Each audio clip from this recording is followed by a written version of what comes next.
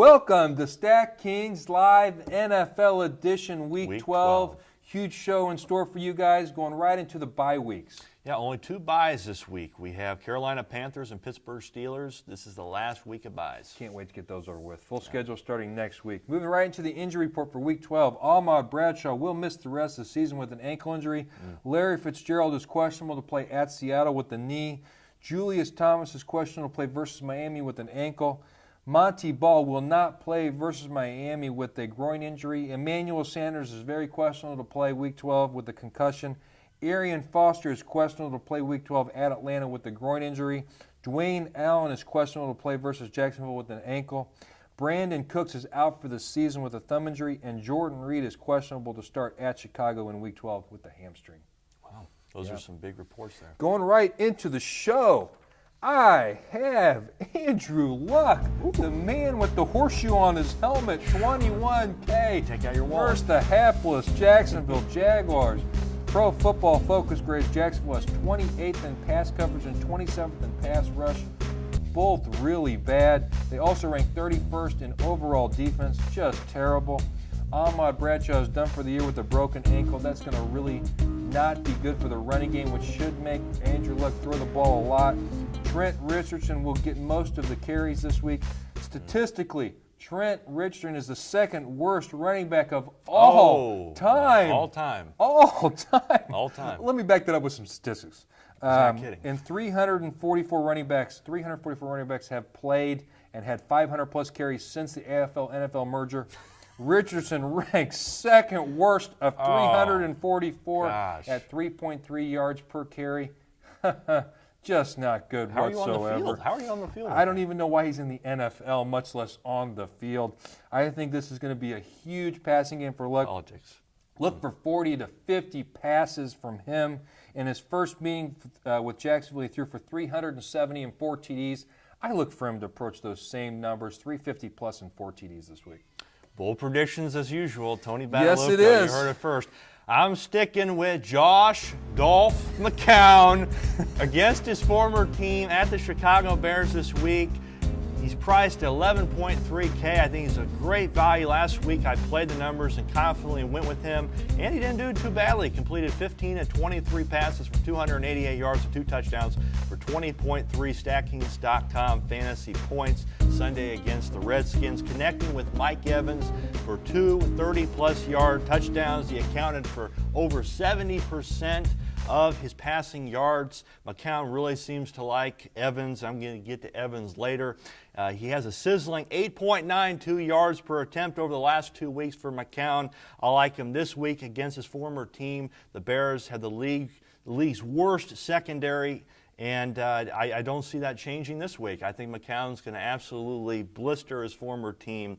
But a couple other values I want to throw out there. You have Brian Hoyer at Atlanta with Josh Gordon officially reinstated this week off suspension, and Ryan Mallant, who is bent on redeeming his competency in the final year of his rookie contract.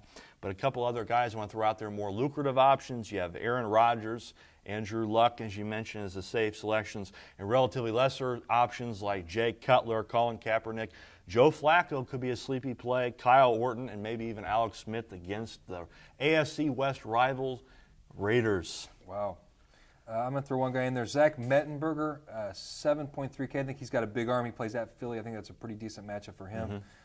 Moving right into running back, I have Matt Forte. Big guy on the board, 15.8K versus Tampa Bay. I love this matchup for him. Pro Football Focus grades Tampa Bay as the 31st in the league versus the run. Only one team worse. That's not good. Home versus road splits for Forte. Forte is averaging 92.5 yards rushing at home versus 60.5 rushing yards on the road. Loves that home grass in Chicago. Chicago O-line grades the 4th best run blocking line in the league. That's Pro Football Focus. And Chicago's a 5.5-point favorite at home. I think that they're going to win this game. I think they're going to get up in the second half and ride Forte to the end. So I really like him for 150 yards and a TD. Forte was one of my picks, but I'm going to go with more of a value, which I believe is for a lower price for the money. Jeremy Hill of the Cincinnati Bengals is going up against the Houston Texans. He's modestly priced at $8K.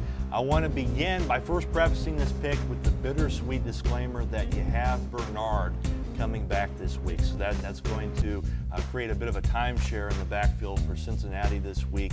I expect Jeremy Hill to be the between the tackles rusher, and then you have Giovanni Bernard, more of a change of pace back, as well as a back who can receive the ball out of the backfield. Last week alone, Hill ran for 152 yards on 27 carries in Sunday's win over the Saints, boasting 17 Stackings.com fantasy points. Given Houston's pass rushing prowess and a 10th and 5th worst run defense per Pro Football Focus, one can be assured that the Bengals are going to resort to the ground and pound game. I like Jeremy Hill this week against Houston, who has not demonstrated much success against the run this year. Although Hill's involvement may be tempered on Sunday, he nonetheless, I think, has a very juicy matchup, and will be available for acquisition at a conveniently affordable price, notwithstanding the addition of Bernard. However, there are a couple other guys I want to throw out. You have Isaiah Crowell at Atlanta in the wake of Ben Tate's release, which headline news yesterday. You have Alfred Blue against Cincinnati if Arian Foster goes down or remains down and sidelined. You have Frank Gore opposite Washington. Daniel Herron against Jacksonville. I think that Trent Richardson is going to be on a short leash this week, perhaps. And, I mean, you threw out those stats. Oh, he's terrible.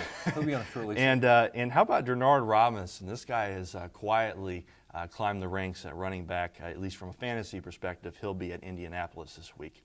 And other options I want to give you, more of the lucrative alternatives. You have DeMarco Murray, Jamal Charles, and Eddie Lacy. As usual, those guys will be household names for Week 12. I'm going to throw a few guys in there. C.J. Anderson, 5.2K. It's a great price. He's going to get all the carries and especially the receiving work out of the backfield for Denver. And Jonas Gray. Hey, great how about week this guy? week. 200 yards. They just put it on the board. He had 199. They did a statistical change today. Now he's got 200 for last week. That's really He was huge. a comedian, right? He was. He opened for Screech. He did. So look for the comedian, who we call him now, the comedian at 5.2K. He might have a decent run this week. I think he's a great price. From stand-up to prime time. That's How right. about that? That's right. Going into receiver, I have Julio Jones, the freak, 11.6K versus Cleveland. Pro Football Focus grades Cleveland at 29th in the league at rushing the passer. Matt Ryan is really good at home. I really think he's going to have a lot of time to throw the ball, and he should put up some big numbers this week. Let me talk about Julio Jones's road, home splits, and turf grass splits. Home, 100.8 yards a game. Away, 84.8 yards a game. Grass, 78.7 yards a game. Turf, 96.6 yards a game. He loves home, and he loves the turf. He loves that Atlanta stadium. I really think he's going to have a huge game this week, 100-plus yards and a TD. Joe Hayden gets big praise, but he's still rated 47th in Pro Football Focus cornerbacks. So I think that Julio Jones is going to use him this week and go for a big game. I like him to have 20-plus Stackings points easy. I think you'd say he has a foothold on this matchup. Sure Perhaps. do. Absolutely. You have Mike Evans for my pick this week. I'm staying with them. I've been staying with them since Week 9. At Chicago Bears, 10.6K. Wow, that price is going to be moving one way, and that's up each week. If you haven't heard about this guy since when I gave him back out in Week 9, you're probably happily riding the bandwagon like a true fan now, because he's been lights out. He's had at least 22 Stackings.com fantasy points in each of his last 3 games, having done so with a modest, albeit steadily climbing, as I mentioned, price tag. In that same span, Evans has caught 21 passes on 29 targets for 458 yards and 5 touchdowns. He's clearly taken the reins from Vincent Jackson as the top wideout in Tampa, and Josh McCown loves the guy. So I don't see that changing. The Aggie product is just excelling. And I want to throw out one stat here. He has become the first rookie wide receiver to record at least 100 yards and score a touchdown in 3 straight games since who? Randy Moss. Randy Moss in 1998, according to ESPN.com. The Bears secondary has been pretty poor. They've been very poor against wideouts this year. They've allowed 11 touchdowns so far to opposing wideouts. Mike Evans sits comfortably this week as my top value at the position. Other guys that provide value this week, you have A.J. Green, who I picked last week, Brandon Marshall and Alshon Jeffrey, Randall Cobb, Malcolm Floyd, T.Y. Hilton against the Jags, Andrew Hawkins, Torrey Smith, and 3 sleepers I want to give out very quickly. Cecil Shorts III, Kendall Wright, and Wes Welker. in the wake of Emmanuel Sanders going down, hey, that's just another Bronco weapon for Peyton Manning to throw to. Sanders doesn't play well, or she get a lot of looks. I'm going to throw one guy in there, Marquise Colston, 5.9K with Brandon Cooks out. I think he's going to get a lot of targets this week. I think he should outscore his 5.9K price tag for sure.